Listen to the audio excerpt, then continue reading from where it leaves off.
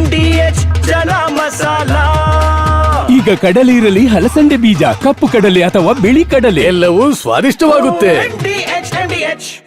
ರಾಜಣ್ಣ ಸಂಪುಟಕ್ಕೆ ಸೇರುವುದನ್ನು ಹೈಕಮಾಂಡ್ ತೀರ್ಮಾನ ಮಾಡುತ್ತೆ ಎಂದ ಸಿದ್ದರಾಮಯ್ಯ. ಬಿಜೆಪಿಯಿಂದ ತಿರಸ್ಕೃತಗೊಂಡ ನಿರುದ್ಯೋಗಿ ಪ್ರತಾಪ್ ಸಿಂಹ ಅಂತ ಪ್ರಿಯಾಂಕ್ ಖರ್ಗೆ ಕಿಡಿ. ಬಿಎಂಆರ್ಡಿಎ ವ್ಯಾಪ್ತಿ ಇಂದಲ್ಲ ನಾಳೆ ಬೆಂಗಳೂರಾಗುತ್ತೆ ಎಂದ ಡಿಕೆ. ಇದೆಲ್ಲವನ್ನ ನೋಡೋಣ ಸಮಗ್ರ ನ್ಯೂಸ್ ಟಾಪ್ 9ನಲ್ಲಿ. ಶಾಸಕ ಕೆಎನ್ ರಾಜಣ್ಣ ಸಚಿವ ಸಂಪುಟಕ್ಕೆ ಮರುಸೇರ್ಪಡೆ ವಿಚಾರ ಮತ್ತೆ ಸದ್ದು ಮಾಡ್ತಿದೆ. ಈ ಬಗ್ಗೆ ಮಾತನಾಡಿದ ಸಿಎಂ ಸಿದ್ದರಾಮಯ್ಯ, ರಾಜಣ್ಣರನ್ನ ಮತ್ತೆ ಸಂಪುಟಕ್ಕೆ ಸೇರಿಸಿಕೊಳ್ಳೋ ಬಗ್ಗೆ ನಮ್ಮ ಹೈಕಮಾಂಡ್ ನಾಯಕರು ತೀರ್ಮಾನ ಮಾಡುತ್ತಾರೆ ಅಂತ ಹೇಳಿದ್ದಾರೆ. ಹೈಕಮಾಂಡ್ ತೀರ್ಮಾನ ಮಾಡುತ್ತೆ. ಬಿಜೆಪಿಯಿಂದ ತಿರಸ್ಕೃತಗೊಂಡ ನಿರುದ್ಯೋಗಿ ಪ್ರತಾಪ್ ಸಿಂಹ ಅಂತ ಸಚಿವ ಪ್ರಿಯಾಂಕ್ ಖರ್ಗೆ ವಾಗ್ದಾಳಿ ನಡೆಸಿದ್ದಾರೆ. ಈ ಬಗ್ಗೆ ಎಕ್ಸ್ ಖಾತೆಯಲ್ಲಿ ಪ್ರತಿಕ್ರಿಯಿಸಿರೋ ಪ್ರಿಯಾಂಕ್, ಸದಾ ಸುದ್ದಿಯಲ್ಲಿರುವ ಸಲುವಾಗಿ ಪ್ರತಾಪ್ ಸಿಂಹ ಮೈಸೂರಿನ ಪತ್ರಕರ್ತರ ಕೈಕಾಲು ಹಿಡಿದು ಪ್ರತಿದಿನವೂ ನನ್ನ ಪ್ರತಿಕ್ರಿಯೆ ತೆಗೆದುಕೊಳ್ಳಿ ಅಂತ ಅಂಗಲಾಚುತ್ತಿದ್ದಾರೆ ಅಂತ ಕಿಡಿಕಾರಿದ್ದಾರೆ. ಎಲ್ಲಾ ವಿಷಯಕ್ಕೂ ಬಾಯಿ ಹಾಕುವ ಮಾಜಿ ಸಂಸದ ಪ್ರತಾಪ್ ಸಿಂಹ ಬಿಜೆಪಿಯ ಯಾವ ಪೊಸಿಷನ್ ನಲ್ಲಿ ಇದ್ದಾರೆ ಅನ್ನೋದು ಸ್ಪಷ್ಟಪಡಿಸಬೇಕು ಎಂದು ಸವಾಲು ಹಾಕಿದ್ದಾರೆ.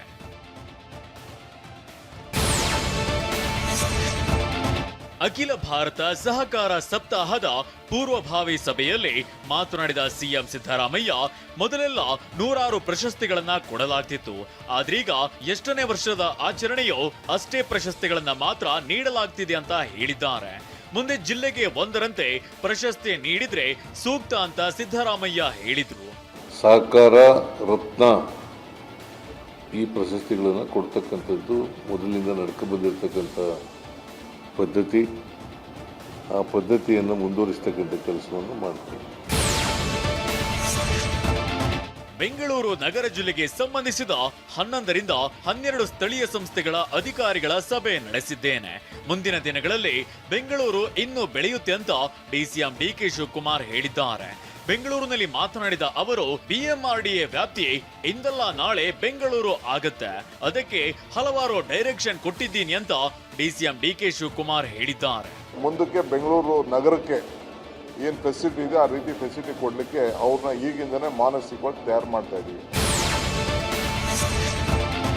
ಬೆಂಗಳೂರು ನಗರ ಜಿಲ್ಲೆಯಲ್ಲಿ ಕೆಲವು ರಸ್ತೆಗಳ ಅಗಲೀಕರಣ ಮಾಡುವ ವ್ಯವಸ್ಥೆ ಮಾಡಬೇಕು ಅಂತ ಡಿಸಿಎಂ ಡಿಕೆ ಶಿವಕುಮಾರ್ ಹೇಳಿದ್ದಾರೆ. ವಿಧಾನಸೌಧದಲ್ಲಿ ಮಾತನಾಡಿದ ಅವರು, ಕೆಲವೊಂದು ಪಂಚಾಯಿತಿ, ಪಟ್ಟಣ ಪಂಚಾಯಿತಿಗಳಲ್ಲಿ ರಸ್ತೆ ಅಗಲೀಕರಣ ಆಗಿಲ್ಲ. ಜಾಸ್ತಿ ಇಕ್ಕಟ್ಟಾಗುವ ಮೊದಲೇ ಒಂದು ಪ್ಲಾನಿಂಗ್ ಆಗಬೇಕು. ಅದಕ್ಕೆ ಪಟ್ಟಣ ಪಂಚಾಯಿತಿ, ಲೋಕೋಪಯೋಗಿ ಅಧಿಕಾರಿಗಳು, ಟೌನ್ ಪ್ಲಾನಿಂಗ್ ನವರನ್ನ ವಿಶ್ವಾಸಕ್ಕೆ ತೆಗೆದುಕೊಂಡು ಪ್ಲಾನ್ ಮಾಡಬೇಕು ಅಂತ ಹೇಳಿದ್ದಾರೆ. ನಾವು ಒಂದು ಪ್ಲಾನಿಂಗ್ ಡಿಕ್ಲೇರ್ ಮಾಡಬೇಕು. ಅದಕ್ಕೆ ನಾನು ಸಪ್ರೇಟಾಗಿ ಎಲ್ಲ CMCಗಳ ಕನೆಕ್ಷನ್ನು, PWD ಅವ್ರನ್ನ, ಟೌನ್ ಪ್ಲಾನಿಂಗ್ ಅವ್ರನ್ನ ಎಲ್ಲ ವಿಶ್ವಾಸಕ್ಕೆ ತೆಗೆದುಕೊಂಡು ಒಂದು ಹೊಸ ಮಾಸ್ಟರ್ ಪ್ಲಾನ್ ತಯಾರು ಮಾಡಿ ಅಂತ ಹೇಳಿದ್ದೀನಿ. ಮುಂದೆ ಹೊರಗಿನ ಸ್ಥಳಗಳನ್ನು ಕೂಡ ಬೆಂಗಳೂರಿಗೆ ಸೇರಿಸಿಕೊಳ್ತೇವೆ ಅಂತ ಡಿಸಿಎಂ ಡಿಕೆ ಶಿವಕುಮಾರ್ ಹೇಳಿದ್ದಾರೆ. ವಿಧಾನಸೌಧದಲ್ಲಿ ಮಾತನಾಡಿದ ಅವರು, ನಾನು ನಿರ್ದೇಶನ ಕೊಟ್ಟಿದ್ದೇನೆ, ಅದಕ್ಕೆ ದಾರಿ ಸರಿ ಇರಬೇಕು.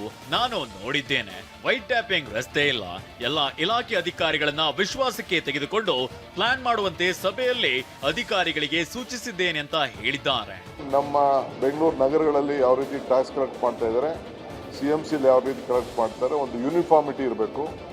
ಆ ಒಂದು ಪ್ರಾಪರ್ಟಿ ವ್ಯಾಲ್ಯೂ ಬೇಸ್ ಸಿಸ್ಟಮಲ್ಲಿ ಏನು ನಾವು ಮಾಡ್ತಾ ಇದ್ದೀವಿ ಅದನ್ನು ಕೂಡ ನಾವು ಟೈಮ್ ಲೈನಲ್ಲಿ ಮಾಡಬೇಕು ಅಂತ ಹೇಳಿದ್ದೀನಿ.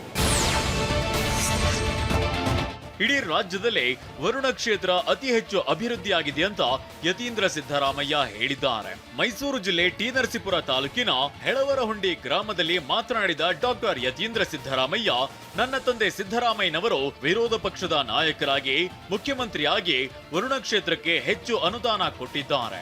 ವರುಣ ಕ್ಷೇತ್ರದ ಜನತೆ ಕೂಡ ನಮ್ಮನ್ನ ಬೆಂಬಲಿಸುತ್ತಾ ಬಂದಿದ್ದಾರೆ ಅಂತ ಹೇಳಿದ್ದಾರೆ. ವರ್ಣಾ ಕ್ಷೇತ್ರ ಆದಷ್ಟು ಅಭಿವೃದ್ಧಿ ಕಂಡಿದೆ. ಬಹುಶಃ ಕರ್ನಾಟಕದಲ್ಲಿ ವರ್ಣಾ ಕ್ಷೇತ್ರದಷ್ಟು ಅಭಿವೃದ್ಧಿ ಕಂಡಿರುವಂತಹ ಕ್ಷೇತ್ರ ಯಾವುದೂ ಇಲ್ಲ. ಬೇಲೆಕೆರೆ ಬಂದರಿನಿಂದ ಅಕ್ರಮವಾಗಿ ಅದಿರು ಸಾಗಾಟ ಪ್ರಕರಣಕ್ಕೆ ಸಂಬಂಧಿಸಿದಂತೆ ಶಾಸಕ ಸತೀಶ್ ಸೈಲ್ ಜಾಮೀನು ಅವಧಿ ನವೆಂಬರ್ 7ರವರೆಗೆ ವಿಸ್ತರಣೆಯಾಗಿದೆ. ಜನಪ್ರತಿನಿಧಿಗಳ ವಿಶೇಷ ಕೋರ್ಟ್ ಜಾಮೀನು ಅವಧಿ ವಿಸ್ತರಿಸಿದೆ. ಕಾರವಾರ ವಿಧಾನಸಭಾ ಕ್ಷೇತ್ರದ ಕಾಂಗ್ರೆಸ್ ಶಾಸಕ ಸತೀಶ್ ಸೈಲ್ ಅಕ್ರಮ ಅದಿರು ಸಾಗಾಟ ಪ್ರಕರಣದಲ್ಲಿ ಜೈಲು ಪಾಲಾಗಿದ್ರು. ಆರೋಗ್ಯದ ಸಮಸ್ಯೆ ಹಿನ್ನೆಲೆ ಜಾಮೀನು ಪಡೆದು ಹೊರಬಂದಿದ್ದಾರೆ.